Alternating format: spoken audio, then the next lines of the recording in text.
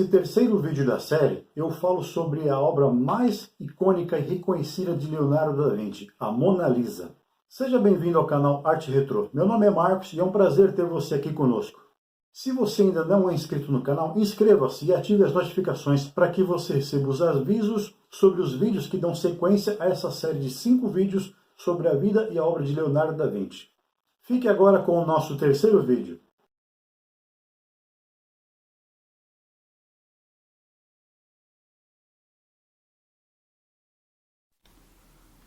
Todos os anos, mais de 9 milhões de pessoas visitam o Museu do Louvre para ver a Mona Lisa.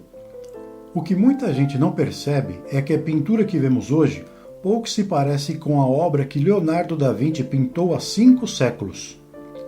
A Mona Lisa de hoje está manchada e descolorida, amarelada e escurecida, a tal ponto de não podermos culpar os observadores que pensarem que ela foi pintada em tons de marrom e verde. É claro que isso está muito longe das cores vivas e delicadas pelas quais Leonardo era admirado na sua época. Desde que Mona Lisa foi pintada, os materiais que Da Vinci utilizou para criá-la sofreram os efeitos não apenas do tempo, como também de repetidas tentativas de restauração.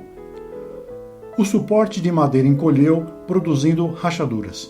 As interações químicas entre os aglutinantes, os pigmentos e o verniz ao longo do tempo resultaram em alterações em suas propriedades ópticas.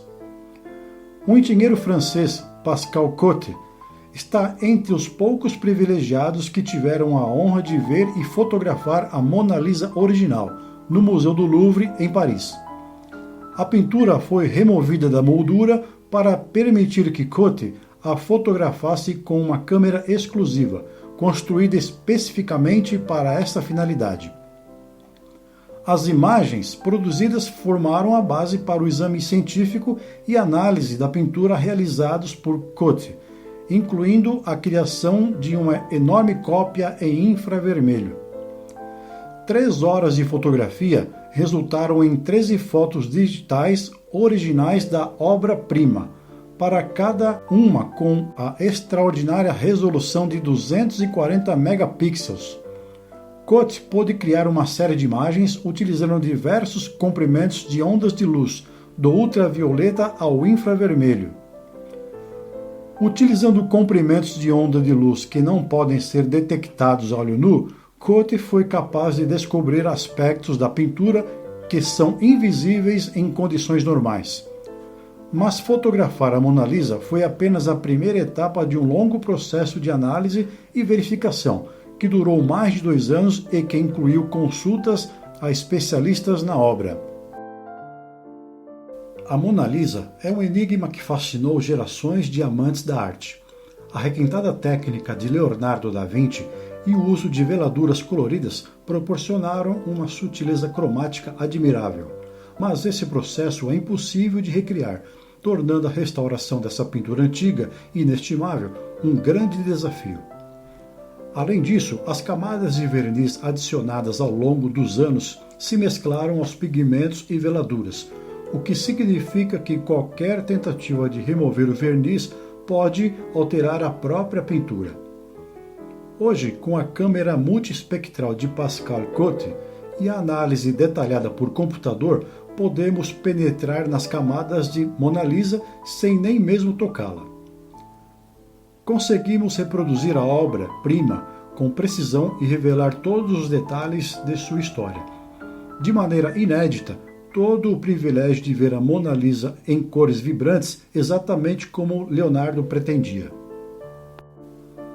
Por meio de escaneamento multiespectral da Mona Lisa, foi possível calcular a curva de resposta espectral do verniz para cada pixel e subtraí-la da imagem geral. Isso significa que o efeito do verniz no aspecto de cada pixel pode ser isolado e removido digitalmente, proporcionando uma imagem limpa que representa a aparência original de Mona Lisa antes da aplicação do verniz. O resultado final é surpreendente. Reunimos hoje o maior número de informações sobre a Mona Lisa graças às novas tecnologias, que nos proporcionam descobertas sem precedentes sobre a história dessa pintura. A primeira câmera multispectral de alta definição foi inventada pelo engenheiro e cientista óptico francês Pascal Cotte. O sistema utiliza projeção de luz e uma câmera de 240 megapixels para analisar cada pigmento de uma pintura, permitindo a criação de versões digitais que revelam suas verdadeiras cores originais. Ele também é capaz de digitalizar pinturas utilizando diferentes comprimentos de ondas de luz para revelar suas várias camadas, incluindo o que foi pintado em camadas inferiores. Além da Mona Lisa, Pascal Cotte fez o escaneamento de outra obra-prima de Da Vinci, Dama com Arminha. Sua empresa, a Lumière Technology, também digitalizou pinturas de Rubens, Géricault, Delacroix, Rembrandt, Chagall, Fragonard, Picasso, Monet, David, Renoir e Van Gogh, contabilizando mais de 1.500 obras de arte de coleções particulares e públicas de todo o mundo. Recentemente, essa tecnologia demonstrou que La Belle Principessa, que antes se acreditava tratar de um retrato do início do século XIX, era, na verdade, uma obra perdida de Leonardo da Vinci. Esta imagem mostra a Mona Lisa como aparece no Museu do Louvre, em Paris, atualmente. Há uma doçura na luz suave que cai sobre ela do canto superior esquerdo da pintura. Suas mãos delicadas e o véu sutil em sua cabeça também contribuem para esse efeito. Uma das características mais marcantes é o seu olhar, que parece nos acompanhar conforme nos deslocamos da esquerda para a direita, mas sem nos encarar diretamente. Esse efeito pode ser um pouco desconcertante e provocou muitas discussões ao longo dos anos. A paisagem por trás da jovem é composta de 3 seções horizontais. Na estrutura do seu colo, temos a seção construída pelo homem, uma estrada à direita, um rio e uma ponte à esquerda. Na altura do seu pescoço, a paisagem se torna mais acidentada, como um lago profundo e uma floresta. Por fim, em direção ao topo do quadro, vemos a paisagem se tornar mais acidentada ainda, com montanhas rochosas desaparecendo no nevoeiro. Já se disse que o céu poderia representar Deus. De fato, muitos acreditam que a paisagem seja mais que um plano de fundo, com instruções filosóficas mais profundas. A câmera multispectral de Pascal Cotte nos possibilitou identificar com precisão os pigmentos utilizados na Mona Lisa, finalmente permitindo que nós a víssemos da maneira concebida por Leonardo da Vinci. Ao recriar cada um desses pigmentos com a mesma aparência que teriam originalmente, foi possível gerar uma réplica de Mona Lisa que mostra exatamente seu aspecto no momento em que acabara de ser pintada. A análise mostrou que o pigmento utilizado para pintar o céu é composto de uma pedra preciosa azul escura, camada lápis-lazuli, misturada com branco de chumbo. A pele foi pintada com sulfato de mercúrio pulverizado, conhecido como vermelhão, misturado com o amarelo de chumbo e o branco de chumbo. A tinta usada para as mangas também continha branco de chumbo e amarelo de chumbo. É interessante notar que Leonardo pintou as montanhas de azul. Isso pode parecer estranho a princípio, mas na verdade as montanhas são pintadas de azul em todas as pinturas de Leonardo, incluindo a Virgem das Rochas.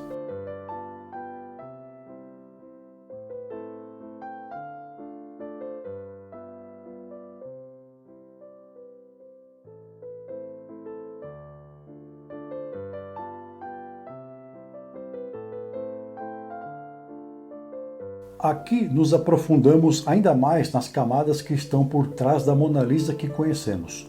As propriedades ópticas do infravermelho permitem que ele penetre além da camada superficial visível de uma pintura, para revelar detalhes subjacentes que, de outra forma, permaneceriam invisíveis.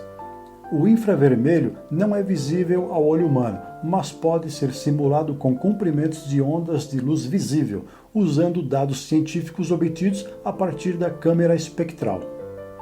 Aqui vemos uma imagem virtual representando os resultados do scanner infravermelho de Cote.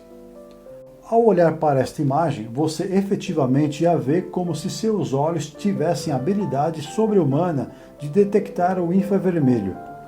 A primeira coisa que você notará é que o espectro de cores da pintura mudou completamente para vermelho e laranjas. Mas essa cor falsa é apenas um efeito do infravermelho. Ele também permite que você veja além da camada superficial visível. Ocultos sob superfície encontra-se os detalhes dos retoques e restaurações, além de desenhos e pigmentos subjacentes. Esses detalhes representam os segredos que Pascal Cote foi capaz de identificar e analisar, para nos proporcionar uma compreensão muito mais aprofundada de uma obra de arte complexa e misteriosa. Quando Pascal Cote converteu a imagem infravermelha de Mona Lisa em imagens com cores visíveis, ele conseguiu criar imagens usando diferentes partes do espectro de luz visível. Nesta imagem, Cote converteu a informação em infravermelho e tons azul em vez de vermelhos e laranjas da imagem anterior, o que revela mais detalhes das áreas escuras e profundas do quadro. Nenhuma descoberta específica veio da imagem, mas agregou mais um aspecto de uma investigação minuciosa e detalhada, que serviu de base e ajudou a consolidar os 25 segredos que Pascal Cote conseguiu, por fim, compilar. Aqui vemos mais uma imagem infravermelha de Mona Lisa, desta vez usando luz visível com comprimentos de onda entre 850 e 950 nanômetros. Os 25 segredos sobre a Mona Lisa. Primeiro, toda a placa de álamo em que a Mona Lisa foi pintada é visível, incluindo os limites da camada pictórica e a preparação do gesso, comprovando pela primeira vez que a prancha nunca foi cortada. Segundo, o topo do céu passou por uma restauração e diversas pequenas alterações podem ser observadas. Terceiro, uma divisão de 11 centímetros na placa foi coberta com uma das restaurações sobrepostas. Quarto, o véu que cobre a cabeça é composto de duas camadas finas, às vezes descrito erroneamente como sendo uma touca. Quinto, a mancha no canto do olho, assim como um outro sinal descoberto no queixo, revelou-se um acidente com verniz. Isso contradiz a teoria de que Mona Lisa tinha colesterol alto. Sexto, a expressão facial da Mona Lisa, particularmente o aspecto dos seus olhos, é muito diferente do original em comparação com o que vemos hoje. Sétimo, a reprodução das rachaduras nos lábios e olhos sugere uma provável restauração ou pode refletir o clareamento do verniz pelo tempo. Oitavo, o rosto de Mona Lisa foi pintado originalmente um pouco mais largo do que aparece hoje, demonstrando que a pintura atual não é mais a melhor representação de como Leonardo da Vinci concebeu seus traços e sua expressão. Nono, em particular, seu sorriso é mais expressivo e mais acentuado.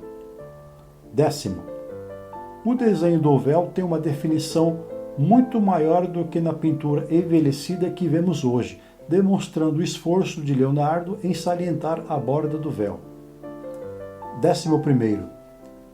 Vemos a transparência do véu pintado na paisagem por meio de uma técnica de veladura denominada glacis, demonstrando que Leonardo pintou o véu depois de concluir a paisagem. Esses dados revelam os detalhes por trás da criação da pintura. 12º. Um entrelaçado invisível aparece como evidência adicional de que o véu foi pintado posteriormente. 13º. O desenho preparatório do entrelaçado é identificável. 14º. Também é possível ver a renda no vestígio de Mona Lisa. 15º. Alguns pigmentos a óleo se tornaram mais transparentes com o tempo. Esse detalhe é particularmente visível nas colunas. 16º. Os desenhos preparatórios da coluna esquerda são revelados. 17º.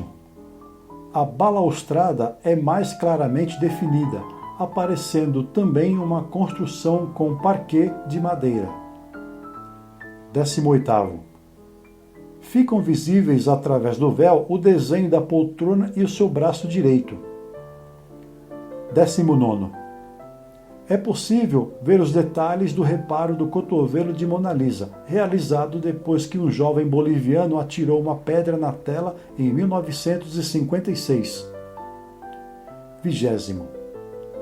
Leonardo não concluiu o dedo indicador da mão direita. 21º.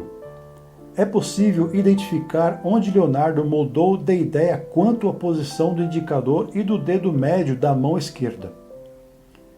22º. O cobertor que cobre os joelhos de Mona Lisa passa por baixo do seu pulso direito, o que explica a posição elevada do antebraço e o pulso dobrado, segurando a coberta por sobre o abdômen. 23º. Os dedos da mão esquerda seguram o cobertor sobre os joelhos, como se pode ver pela posição das pregas do cobertor em relação aos dedos de Mona Lisa. 24º. As pequenas colunas do braço da poltrona são claramente visíveis. 25º. E para saber sobre uma última curiosidade fascinante, as sobrancelhas recentemente descobertas de fato pertencem a Mona Lisa e não um retrato de Lisa Gherardini, o original. Mas entenderemos isso mais adiante.